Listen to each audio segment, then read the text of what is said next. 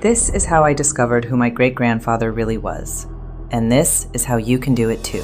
There is a platform where you can search billions of historical records, uncovering hidden stories of your ancestors. You start by entering a name, and the platform scans newspapers, birth notices, military documents, obituaries, everything. I found this newspaper from 1898, reporting on a daring rescue my great-grandmother performed during a flood. She saved lives, and nobody in my family ever talked about it. You can explore African American newspapers from 1827 onwards. See military records, obituaries, slave records. It's all there. Yesterday, I was curious and decided to search my last name.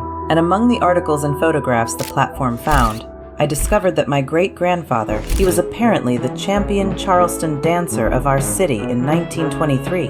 I've been a dancer my whole life, in a family full of engineers. I always felt like the odd one out, but now I understand where it all comes from and why it's in my blood. It's your turn to discover the story and genealogy of your family. Remember, you can use this platform completely free for 7 days if you click the link. Uncover your own story.